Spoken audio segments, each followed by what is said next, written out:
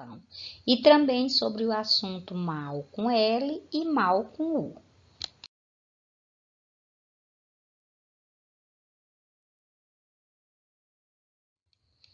Observem a ordem dos termos da frase. Algumas plantas liberam um anestésico quando estão sendo cortadas. Agora a gente vai ver aí a ordem desses termos. Algumas plantas é o sujeito. Liberam é o verbo transitivo direto. Por quê? Porque eu faço a pergunta: liberam o quê? A minha resposta é um anestésico. Então, vai ser o objeto direto. O outro termo, quando estão sendo cortadas, é uma oração subordinada adverbial temporal, porque está dando ideia de tempo, quando elas são cortadas, né? O tempo. A gente viu que esse primeiro exemplo, a ordem está correta, está na forma direta, porque começa pelo sujeito, depois pelo verbo, depois pelos complementos. Nos itens a seguir, a ordem de alguns termos está modificada e em outros não. Vamos observar. No primeiro exemplo, quando estão sendo cortadas, algumas plantas liberam um anestésico. Aqui a gente já viu uma mudancinha, né? Mas também está correta. Existe um entendimento aí, a gente observa que dá para a gente entender a oração. O outro, um anestésico, quando estão sendo cortadas, liberam algumas plantas. Já fica um pouco assim uma forma mais difícil da gente entender, né? Então, observando os enunciados, esses enunciados, nós notamos que alguns deles são aceitáveis na língua portuguesa e outros não. Notamos ainda que o enunciado original está na ordem mais usual, isto é, esse primeiro que eu li, né? Isto é, a ordem que preferimos quando desejamos nos comunicar de modo mais simples e claro. Essa ordem, essa mais usual, ela é chamada de ordem direta. Nas orações, a ordem direta ela é expressa pelo sujeito, pelo verbo e pelos complementos, né? Que é o que a gente vai ver aqui, ó. A ordem direta de português. A oração começa pelo sujeito, aí tem o verbo, tem os objetos e tem os adjuntos adverbiais. Isso é a ordem direta, que é a mais usada. Eu acredito no senso crítico dos meus alunos. Aí nós temos um exemplo. Já a ordem direta fica assim: no senso crítico dos meus alunos, eu acredito. Então, acredito eu. Não está errada, está na ordem inversa.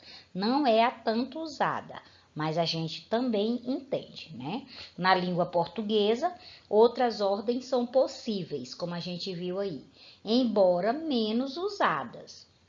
Quando a ordem dos termos da oração não obedece à ordem direta, dizemos que ela está na ordem inversa. Então, inversa ou indireta, né?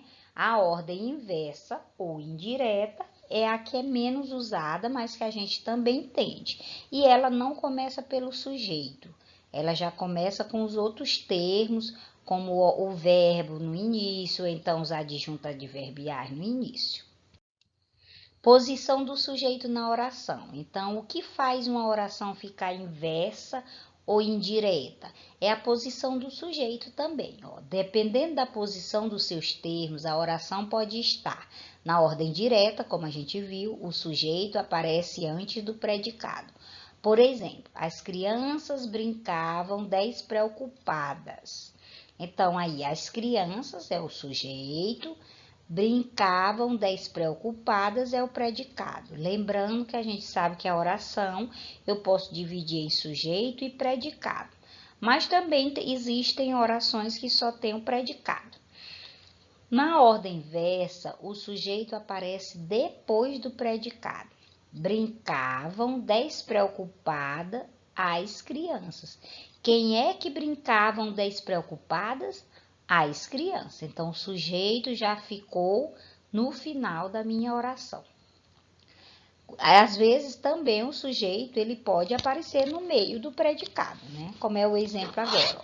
Despreocupadas, as crianças brincavam. Predicado, sujeito, predicado.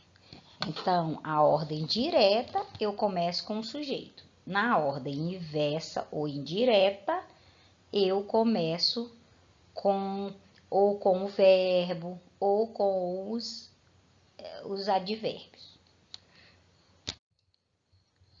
Tá aí mais um exemplo, para ficar bem claro. A ordem direta, meus vizinhos viajaram nas férias.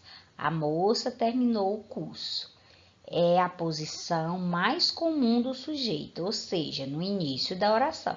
Então, quando a gente descobre o sujeito no início da oração, a gente já sabe que aquela frase está na ordem direta, que é a mais usada. A ordem indireta ou inversa. Ontem terminou o curso da moça. Nas férias, meus vizinhos viajaram. Olha, ontem terminou o curso da moça. Começou já com a locução adverbial de tempo. Na outra frase, ó, nas férias, outra locução, né?